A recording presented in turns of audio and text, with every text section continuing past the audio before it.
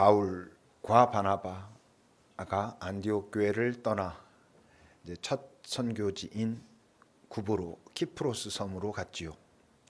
이제 그곳에서 그들은 하나님께서 함께 하신다는 것을 경험합니다. 어떤 하나님의 능력을 보는 거죠. 하나님의 능력을 본다라고 할 때 그 능력 자체도 참 기쁘고 놀랍지만 그 현장에 있어 보면 하나님의 그 능력을 기뻐하면서 그 다음에 확 오는 건 하나님이 이 일을 기뻐하시는구나, 하나님이 이곳에 함께 하시는구나 라는 것이 주는 더 깊은 어떤 감동이랄까, 이런 게 있습니다. 이들이 구브로 섬, 키프로스 섬에 가가지고 거짓 선지자를 만나고 바울이 그를 볼 수 있었고 그에게 선언했을 때, 선포했을 때 하나님의 표적이 나타나죠. 그가 앞을 못 보게 되고 헤매게 되고, 그런 상황들을 통하여 서기오 바울이라고 하는 그곳의 총독이 예수를 믿는 열매가 나타나고, 그래서 우리가 복음을 전한다라고 할 때 단순히 예수가 그리스도입니다라고 선언해서 되는 건 아닙니다. 실제로 여러분, 이 초대교회에 나오는 모든 그 복음 전하는 상황들을 보면 그 복음을 전하기에 앞서서 일어나는 일이 뭡니까? 표적이 일어나죠. 예수님 때도 당신께서 하나님의 아들이라고 하는 많은 표적을 보이시면서 복음을 전하신 거고, 사도행전에서도 그런 것처럼 모든 제자들이 복음을 전할 때마다 그 앞에 표적을 보입니다. 왜? 그 복음이 낯선 거니까. 그 낯선 내용이 진짜라는 것을 보일 수 있는 표적을 보이죠. 이 땅에서 우리도 마찬가지입니다. 이 땅에서 우리가 복음을 전하려면 그저 팻말 들고 나가서 예수 천국 불신 지옥만 외친다고 되는 건 아니고, 우리에게서 표적이 나타나야 하는 것이고, 이 시대에 우리가 보여야 하는 표적이라면 아무래도 뭐겠습니까? 예수님의 사랑이지요. 예수님의 사랑이 어떤 것인지, 그러므로 꾸준히 지속적으로 거짓 없이 잘 보이면서 그 사랑의 힘이 어디로부터 온 것인지를 말할 수 있어야 바르게 복음을 전하는 것일 겁니다. 그 구브로의 사역을 이제 마치고 이제 더 큰 땅, 그 소아시아, 터키 지역으로 배를 타고 갑니다. 여러분 생각해 보세요. 어떤 기쁜 일이 있으면 그 기쁜 일 속에 있었던 그 순간보다 그 일이 끝나고 나서 그 일을 경험한 사람들이 같이 그것들을 나누고 마음을 나누고 놀라움들을 나눌 때 그게 더 커지지 않습니까? 더 분명해지고. 그러니까 이들이 구브로 섬을 떠나가지고 그 터키 지역으로 가는 배 안에서의 그 기쁨이 있었을 것입니다. 더 설렘이 커지고 기대가 커지고 감동도 커지고 이러는 그런 시간들을 보내면서 이제 도착을 했지요. 그런데 어떤 일이 벌어진다고요? 오늘 본문 13절 본문인 것처럼 바울과 및 동행하는 사람들이 바보에서 그 구브로 섬의 한 성이죠. 배 타고 밤빌리아에 이르렀을 때, 버가라고 하는 성에 이르렀을 때 요한은 그들에게서 떠나서 예루살렘으로 돌아갑니다. 단순하게 말하면 그야말로 찬물을 끼얹는 행동이지요. 뭔가 지금 기대되고 첫 번째 선교지에서 어떤 열매를 보고 이젠 어떤 일이 있을까라고 하면서 도착했는데 거기서 요한이 난 못하겠다고 돌아간 것입니다. 힘 빠지고 혼란스럽기도 하죠. 이게 진짜 하나님께서 하시는 일인데 이런 갈등이 벌어지나, 이런 혼란도 가질 수 있고, 이제 그런 상황이 벌어진 것입니다. 마가는 왜 떠났을까요? 성경에는 마가가 왜 떠났는가에 대한 이유는 없습니다. 그래서 이제 이런 장면들을 가만히 그 안에 들어가 가지고 마가가 되어 보기도 하고, 그 옆에 한 사람으로 가만히 머물러 보면 여러 가지 상황들이 사람마다 다르게 나타나는데, 그래서 이제 기도를 해보면 이게 자기 사건이 됐죠. 우선 가장 그냥 쉽게 생각해 볼 수 있는, 가장 단순하게 생각한다면 아무래도 마가의 연약함일 것입니다. 그렇죠? 두려움이 더 커서 어떤 하나님께서 함께 하시는 일에 대한 기대, 설렘 이런 것보다 두려움이 더 큰 것이죠. 막상 구브로 섬에 있는 얘기는 짧게만 나와 있고 그들이 저항했다, 그런데 바울과 바나바가 이렇게 해서 이겼다라는 얘기로 단순하게 나와 있지만 실제로 그 실상은 얼마나 그게 복잡하고 두렵고 이런 일들이 많이 있었겠습니까? 그러니까 그런 두려움을 이기지 못해서 난 도저히 안 되겠다 그러고 도망갈 수도 있고, 또 다르게 생각해 보면 마가는 상대적으로 그 당시로 생각해 보면 꽤 부잣집에서 자란 사람이거든요. 그 마가의 다락방이 120명 이상 모일 수 있는 큰 다락을 가지고 있는, 그런 큰 방을 가지고 있는 그런 집에 살았고, 초대교회도 거의 그 마가의 집에서 많이 아마 모였을 것입니다. 상대적으로 다른 사람들보단 많은 것들을 갖고 있었고, 그러니까 뭐 부자고, 뭐 아직까지는 마가가 그렇게 막 많은 경륜이 쌓인 그런 입장도 아니고, 그러니까 그야말로 그 여행이 고된 것이죠. 불편한 것이죠. 그래서 미얀마 같은 데도 그 뭐 날씨, 화장실, 숙소 뭐 여러 가지가 불편해 가지고 좀 꺼려 할 수 있지 않아요. 근데 이제 마가는 그래서 돌아갔을 수도 있습니다. 그럼 마가의 연약함 때문에 마가가 돌아갔을 수도 있고, 또 다른 각도로 생각해 보면 그 바울과의 관계가, 마가가 그 관계를 이겨내지 못해 가지고 너무 어려워서, 관계가 너무 힘들어서 돌아갔을 수도 있지요. 알다시피 마가는 바나바의 조카입니다. 바나바는 그 이름 자체가 위로의 아들이라고 하는 뜻을 가지고 있는 참 따뜻하고 이런 사람이었지요. 마가가 어떻게 해서 안디옥 교회로 오게 됐고, 그래서 안디옥 교회에서 같이 떠나게 됐냐 하면, 우리가 앞에서 봤을 때 왜 그 지역에 전부 흉년이 들었었잖아요. 흉년이 다 들었을 때 안디옥 교회에서 헌금을 해가지고 예루살렘 교회를 도우려고 부조를 하죠. 그렇게 바울과 바나바가 예루살렘 교회에 가가지고 부조를 하고 돌아오는 길에 마가를 데리고 온 것입니다. 사도행전 12장 25절에 보면 바나바와 사울이 부조하는 일을 마치고 마가라 하는 요한을 데리고 예루살렘에서 돌아왔습니다. 그러니까 그때는 예루살렘에 이제 흉년도 들고, 또 초기니까 예루살렘에는 훨씬 더 위협도 많이 있고, 그러니까 아마 그 삼촌인 바나바가 마가를, 아무래도 그때는 안디옥이 좀 더 안전할 수도 있거든요. 그리고 그 모든 게 다 갖춰져 있고, 또 그때만 해도 데리고 돌아올 때만 해도 선교하러 간다 이런 것도 아니었었고, 그러니까 아마 마가를 데리고 왔던 것 같아요. 그랬던 마가가 바울을 만나니까 견딜 수가 없는 거죠. 바울이 만만치 않은 사람이거든요. 뭐 앞에 예수 믿지 않았을 때도 그렇지만 예수 믿고서도요, 바울이 대단한 사람입니다. 한 예가 여러분 갈라디아서 2장 11절부터 보세요. 이제 바울이 이야기하는 겁니다. 게바가 누굽니까? 베드로입니다. 베드로가 안디옥에 이르렀을 때 책만 받을 만한 일이 있기로 내가 그를 대면해서 책망했다. 베드로가 누군데? 베드로가 지금 초대교회의 최고 지도자거든요. 바울 지금 뭐 옛날에 막 예수 믿는 사람들을 핍박하고 이러다가 뭐 사도들이 이렇게 해가지고 그야말로 에이 그래 받아들여 줄게 이래가지고 한 사람이거든요. 그런데 그 베드로에게 자기가 대면하여 놓고 앞에 대놓고 책망했다는 거예요. 왜? 야고보는 예수님의 형제 야고보, 그러니까 예루살렘 교회 초대교회의 지도자였죠. 그 예루살렘 교회에서 야고보가 사람들을 안디옥 교회에 이제 좀 보낸 거예요. 뭘 좀 알아보기 위해서 보냈을 수도 있고, 그러니까 그들도 유대인이었겠죠. 그러니까 왔을 때 베드로가 이방인들과 함께 이렇게 식사를 하다가 그들이 오니까 피해가지고 화들짝 해가지고 휙 자리를 피해버린 거예요. 왜?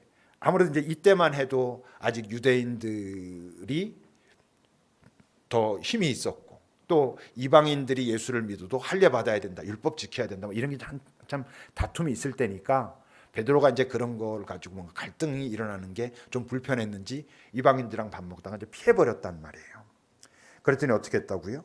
남은 유대인들도 그와 같이 외식하고 바나바도 그랬다는 거죠. 그러니까 바나바도 거기 있는데 그걸 보고 어떻게 했다고? 그러므로 나는 그들이 복음의 진리를 따라 바르게 행하지 아니함을 보고 모든 사람들 앞에서 게바에게 네가 유대인으로 이방인을 따르고 유대인답게 살지도 않으면서 뭐 어쩌고저쩌고 막 욕했다는 거죠. 이게 이렇게 쉬운 일이겠어요. 이 바울이 그러니까 불같은 사람이죠. 그냥 자기 성격에 맞지 않으면 못 참는 거야. 그러니까 그 내용도 내용이지만 그 내용을 풀어가는 방식이 아주 불같은 사람이었단 말이에요. 그러니까 어쩌면 마가가 이런 바울과 함께 일하는 게 굉장히 어려웠을 수도 있어요.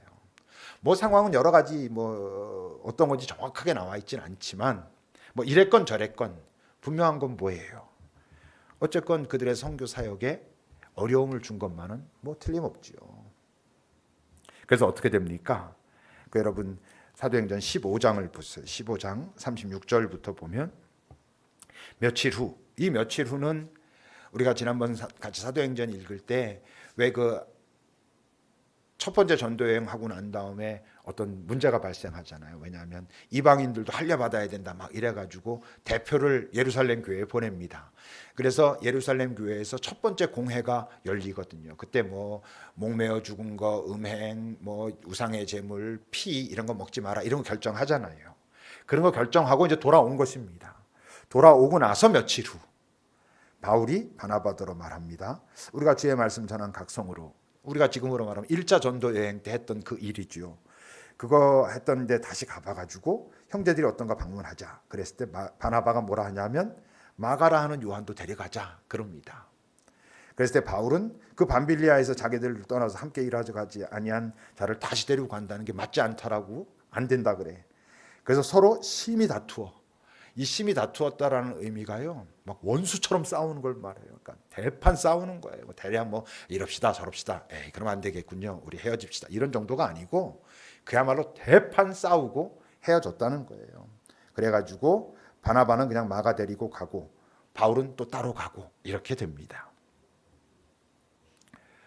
뭐 이걸 나중에 생각해 보면 또 여기 하나님께서 함께 하셔서 사역이 이렇게 두 개로 나눠져 가지고 어쩌고 얘기할 수 있지만 어쨌건 이 상황은 굉장히 심각한 상황이었던 거죠. 한번 생각해 보세요. 만약 지금 이렇게 싸우고 헤어지는 이 장면이 바울과 마가가 만나는 마지막이었어. 이후로는 다시 만나지 못했다면, 그렇다면 어떻게 됐을까? 바울에게 마가는 어떤 사람일 거냐 하면 너무 연약하고 책임감도 없고 그래서 같이 일할 수 없는 놈, 뭐 그런 친구겠지요. 또 마가에게 바울이라고 하는 사람은 거칠고 독선적이고 긍휼도 없고 용서할 줄 모르고 배려가 없고 뭐 이런 사람이었을 것입니다. 그러니까 서로 이제 원수처럼 될 가능성이 아주 많은 그런 이제 순간이었지요. 근데 다행히 어떻게 됩니까? 여러분 골로새서 4장 10절을 보면 이게 바울의 고백입니다. 나와 함께 갇힌 아리스다고와 바나바의 생질, 바나바의 조카 누구? 마가. 이 마가에 대하여 너희가 명을 받았으며 그가 이르거든 영접하라 그럽니다. 그러니까 지금 어떤 상황이라는 거예요?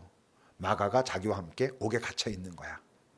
그뿐만 아닙니다. 여러분 디모데후서 4장 9절부터 보면 이 디모데후서가 바울이 쓴 책 중에서 가장 마지막에 기록한 책으로 알려져 있는 거거든요. 디모데후서도 어디서 기록했냐면 옥에 갇혀 있는 거예요. 지금 바울이 옥에 갇혀가지고 디모데에게 보낸 편지입니다. 너는 속히 내게로 오라. 대마는 세상 사랑에서 나를 버리고 데살로니가 갔고 그레스게는 갈라디아로 갔고 디도는 달마디아로 갔다. 누가만 나와 함께 있는데 너 올 때 누구 데리고 오라고? 마가 데리고 와라. 그가 나의 일에 유익하다. 그가 나에게 많은 위로를 주는 사람이다. 이런 이야기 하고 있는 거예요. 그러니까 어떻게 됐다는 거예요? 언제인지 모르지만 언젠가 둘이 화해했고, 화해했을 뿐만 아니라 아까 함께 갇혀 있다라고 하는 걸 보면 같이 일했고, 또 오늘 자기가 이제 막판에 자기 삶의 마지막 순간쯤 됐을 때 옥에 갇혔을 때 올 때는 마가도 데려와 내가 계속 보고 싶다 그런 거 보면 좋은 친구랄까? 물론 뭐 바울이 훨씬 손 윗사람이긴 했지만 좋은 관계를 가지고 아마 이랬던 것 같아요. 뭐 바울이 좀 너그러워진 것도 있겠죠. 또 마가도 좀 성장하고 성숙하고 이런 부분도 있으니까 이제 잘 화해하고 아마 이랬던 것 같아요. 근데 만약 아까 말한 것처럼 그 두 번째 전도 여행 시작할 때 싸우고 헤어져 가지고 다시 만나지 못했다면 마가는 여전히 정말 그 연약하고 언제든지 도망갈 놈으로만 계속 사는 걸까? 바울이 그렇게 기억한다고 해서? 그러진 않을 수도 있잖아요. 그죠? 여러분, 아까 2차 전도 여행이 다툼으로 끝났어요. 막 심히 다투어가지고 이제 끝났어요. 뭐 굳이 따지자면 이 책임은 누구에게 더 있을까? 이것도 이제 사람마다 관점에 따라 다릅니다. 어떤 사람은 바울의 입장이 이해될 수 있죠. 어떤 일을 하고 이게 되게 중요한 거고 처음 시작되는 일이고 그렇다면 이게 정말 같은 마음 가진 자들이 하는 게 중요한데 이미 마가가 그런 일도 있었고 그랬다면 아예 딱 빼놓고 정말 하는 사람들끼리 할 수 있는 사람들끼리 정말 마음에 맞는 사람들끼리 하는 게 맞아 이럴 수도 있지요. 또 뭐 어떻게 생각해 보면 그때 바나바가 좀 양보해서 그 당시에 그렇게 바울이 반대하면 마가 한 번은 놓고 가고 가면서 또 그런 부분 설득하고 걔가 변했다는 것도 좀 알려주고 이러고 그 다음번에 했을 수도 됐을 텐데 뭐 이럴 수도 있고 여러 가지가 있을 수 있지만 근데 분명히 바울이 놓치고 있는 게 하나는 있어요. 뭘 놓치고 있을까요? 지금 바울이 난 절대로 마가 데리고는 못 가 라고 말할 때 바울이 지금 마가에 대해서 가지고 있는 판단 기준, 마가를 판단하고 있는 그 판단의 기준은 어떤 마가냐 하면 옛날 마가예요. 옛날 떠나갔던 마가, 도망갔던 마가. 자, 이렇습니다. 첫 번째 전도 여행이 한 45년경에 시작된 일이에요. 45년경에 첫 번째 전도 여행이 시작됐고 그게 한 4년, 5년 진행됐습니다. 그리고 앞에서 말했던 그 예루살렘 공회라고 하는 것이 서기 50년, 51년에 있었던 일이에요. 그리고 두 번째 전도여행은 그 예루살렘 공회에 갔다 온 다음에 했던 거니까 적어도 그 마가가 도망갔던 첫 번째 전도여행으로부터 한 6, 7년 정도 지난 다음의 상황이 지금 두 번째 전도여행을 떠나는 거예요. 근데 두 번째 전도여행을 떠나면서 지금 바울은 옛날에 한 6, 7년쯤 전에 도망갔던 그놈 데리고 못 가 이래가지고 지금 하고 있는 거죠. 사실 현재 마가는 어떤지 몰라요. 다시 말하면 그 두 번째 전도여행을 떠날 때 마가를 싫다고 했던 이유는 바울이 이때 가지고 있는 마가에 대한 이미지예요. 6, 7년 전에 그랬던 사람, 그 사람을 지금 못 데려가 이렇게 말하고 있는 거예요. 지금 어떤지는 사실 확인해 보질 않았어요. 우리가요, 어떤 사람에 대해서 그 사람은 이런 사람이야 라고 생각하고 있는데 그게 언제적 사람이냐 하면 20년 전 사람인 경우도 많아요. 20년 전에 나랑 그렇게 해가지고 헤어진 어떤 사람에 대한 이미지가 지금도 그래. 그래서 그 사람이라고 해서 떠올리면 그냥 그 사람은 그런 사람이야. 근데 지금은 아닐 수도 있잖아요.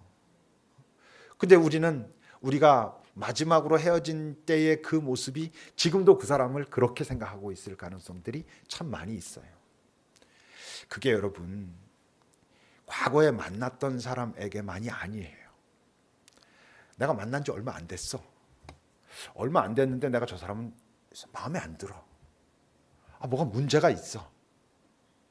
여러분, 내가 저 사람이 마음에 안 들고 저 사람의 어떤 문제가 보이고 라고 하는 그것이 정말 그 사람일까요? 아닙니다, 여러분. 어떤 사람이 문제를 가지고 있어라고 내가 딱 봤어. 그걸 정확하게 봤어. 정확하게 봤어도 그 사람이 그 문제를 갖고 있다는 것과 그 사람이 문제라는 거는 다른 거예요. 그 사람에게 문제가 7개가 있어. 근데 실제로 그 7개는 그 사람이 가지고 있는 한 2만 개쯤의 7개일 수도 있지 않아요. 그러니까 실제로 우리가 누군가에 대해서 뭐 문제가 있어, 마음에 안 들어, 이상해 라고 말할 때 그건 매우 그 사람의 일부분이에요. 그리고 그 일부분이 나에게 이렇게 다가오는 건 실제로 그게 나의 뭔가를 건드리기 때문이에요. 나랑 관계가 있어요. 그러니까 우리가 누구를 알아 라고 말할 때 대부분은 그 사람을 아는 게 아니야.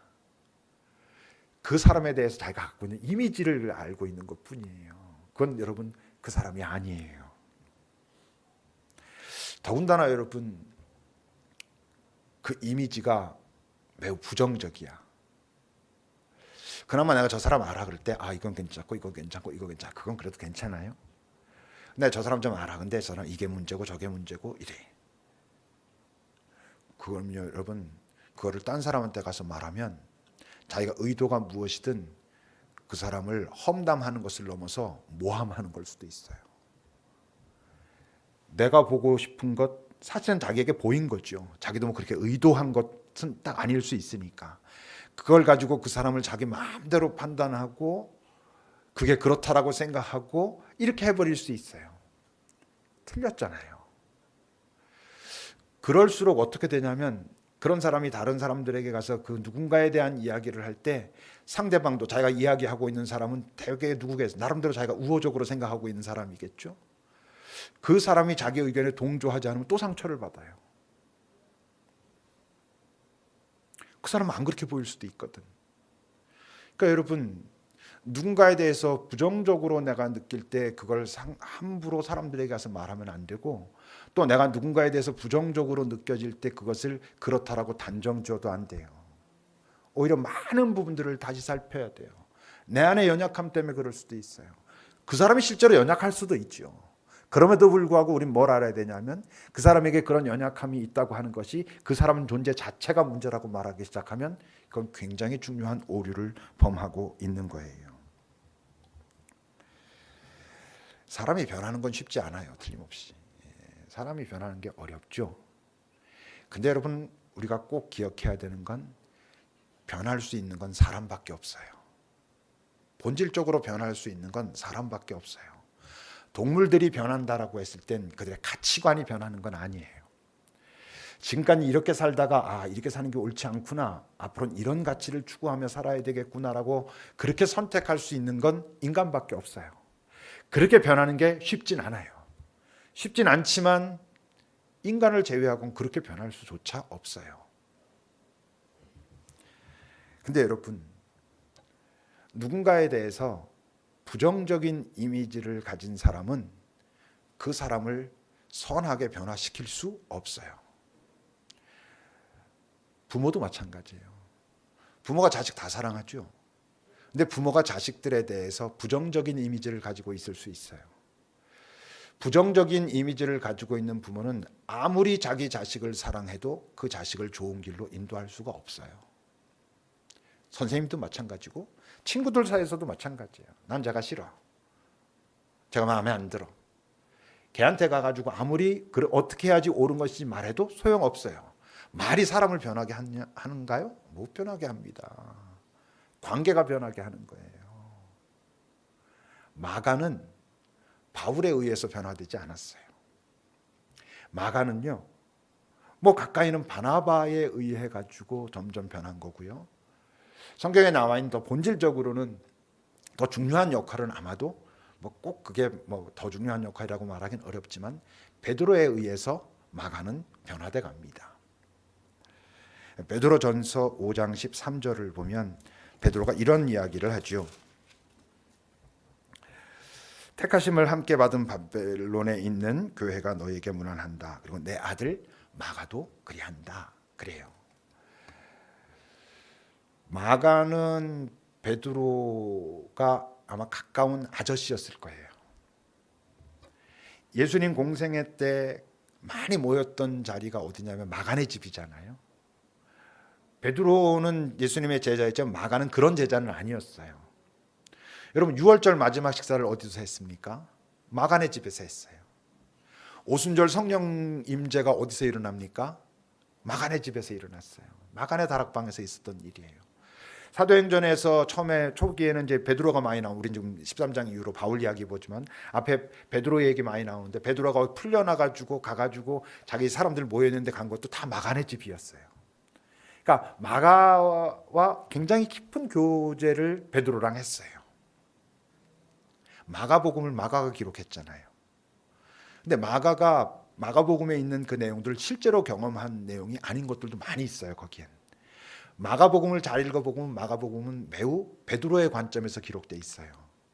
무슨 얘기냐 하면, 마가복음은 마가가 베드로에게 전해 들은 이야기들이 굉장히 많이 있어요. 다시 말하면 마가는 베드로를 통해서 많은 것들을 경험하고 성장하고 그랬단 말이에요. 여러분, 사랑하지 않으면 자기가 아무리 누군가의 문제를 보고 있고 문제의 해법을 알고 있어도 그를 도와줄 수 없어요. 변화시킬 수 없어요. 남의 문제를 발견하는 건 쉽습니다, 여러분.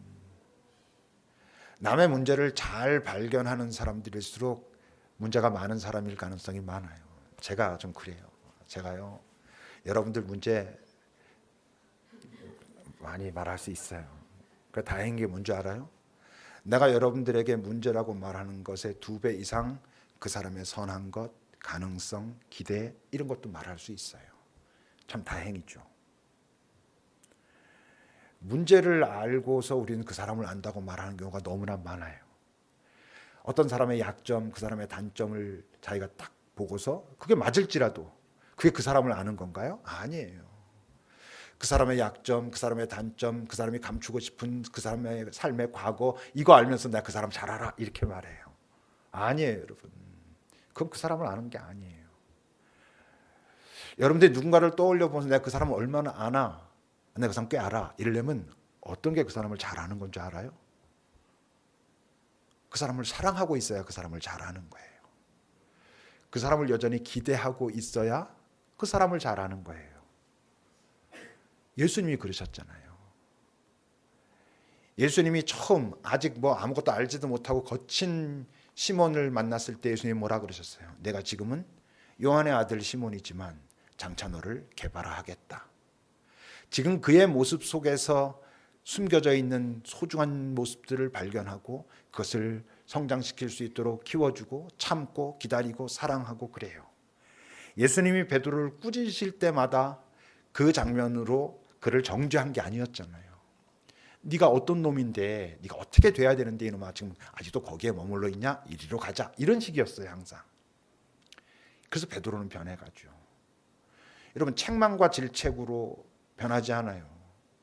그를 험담하고 이게 이렇게 돼야 되는 이렇게 돼서 잘 안 되고 있어 라고 말하는 것으로 사람은 변하지 않아요.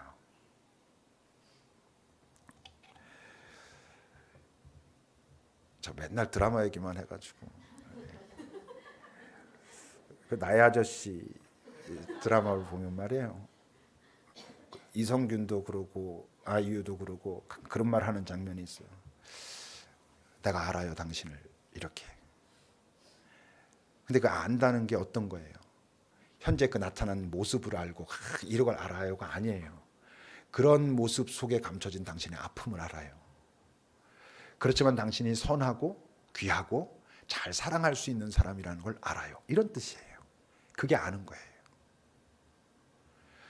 예수 믿는 공동체라는 데가 비슷한 사람이 모이는 데가 아니잖아요. 우리가 자주 말하지만 정말 다른 사람들이 다양하게 모이잖아요. 근데 어떻게 내 마음에 들겠어요? 내 삶의 역사랑 다른데 어떻게 내 코드랑 맞겠어요? 어떻게 그 사람이 나와 좋은 것을 항상 공유하고 나쁜 것은 같이 나빠가지고 서로 그 긍휼을 가지고 그래 우리 이런 거 나쁜 거 있어 이러겠어요? 나는 절대로 이건 이래서는 안 된다는 걸 저 사람은 가지고 있는 거죠. 언제든지 그럴 수 있는 거죠.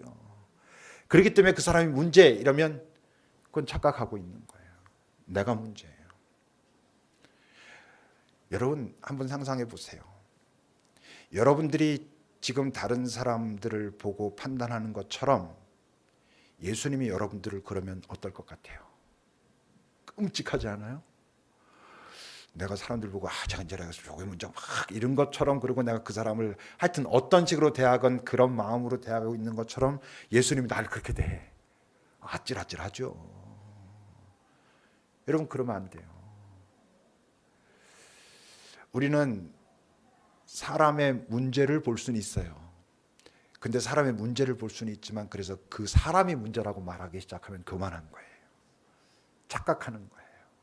그 사람을 나쁘게 하는 거예요. 입술로 아무리 그 사람에게 좋은 말을 해도 소용없어요. 여러분들은 여러분들 주변에 있는 사람들을 얼마나 압니까? 언제가 잘 아는 거라고? 여전히 사랑하는 예수님이 그러셨던 것처럼 그를 기대하는 지금 현재 이 사람의 이 모습이 끝이 아니고 하나님이 이 모든 것을 아시면서도 여전히 이 사람을 사랑하고 기다리신다면 결국 이 사람은 성장해 갈 거야. 성숙해 갈 거야 라고 나도 기대할 때 내가 이제 이 사람을 조금 알겠어 이렇게 되는 거예요. 우리가 서로 그렇게 알아가기를 바랍니다. 그걸 주님께서 기뻐하시고 그럴 때 함께 하시고 나중에 보면요 내가 성장하는 거예요.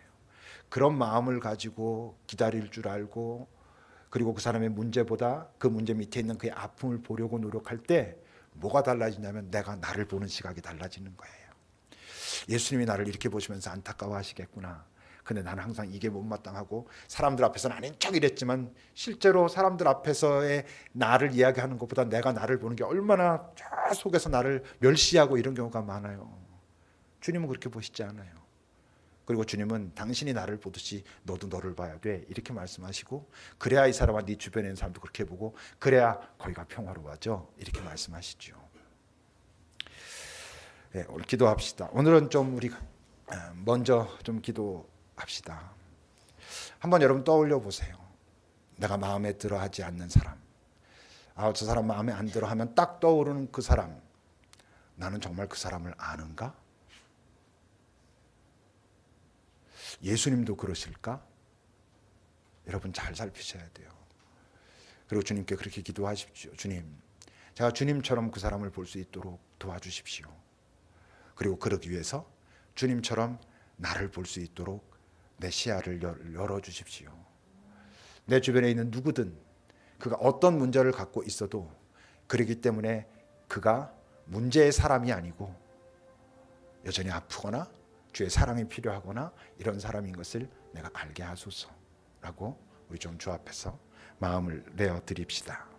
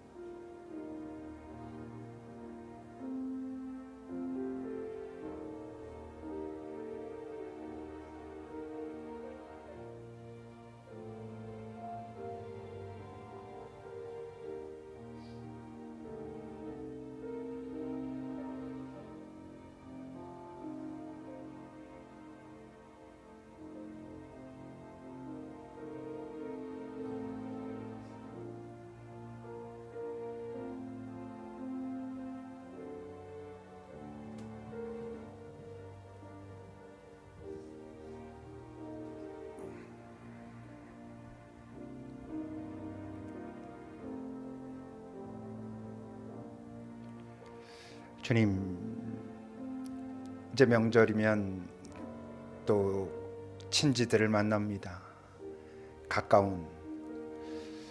법적으로 가까운 사람들을 만납니다. 근데 참 힘든, 어려운, 만나고 싶지 않은 사람들도 만나지요.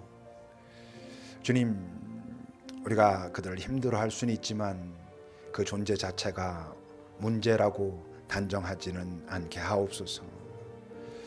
오히려 주님 앞에, 주님, 내가 이 힘든 상황과 사람들을 만났을 때 주의 사랑으로 잘 이겨낼 수 있도록 제게 지혜와 능력을 주소서라고 구하는 시간으로 갖게 하옵소서. 우리가 이 땅을 살아가며 얼마나 누군가를 안다라고 말할 때 그의 어려운 과거, 그의 죄, 그의 문제를 알면서 그가 이런 사람이야 라고 우리가 단정하며 내 스스로 생각하고 또 남들에게 강요하는지요.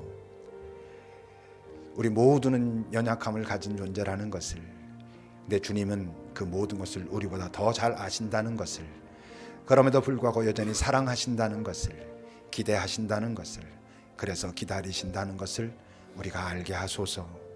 그래서 주님처럼 나도 나 자신을 보고 내 주변을 보고, 그래서 내가 있으면 사람들이 위축되지 않는, 주의 사랑을 알면 내가 아무리 연약해도 내 연약함을 나보다 더 잘 아시는 주님 앞에서도 위축되지 않는 것처럼 우리가 그런 평화로움을 가지고 살아갈 수 있는, 평화로움을 줄 수 있는 사람으로 살아가는 그런 우리들이 되게 하소서.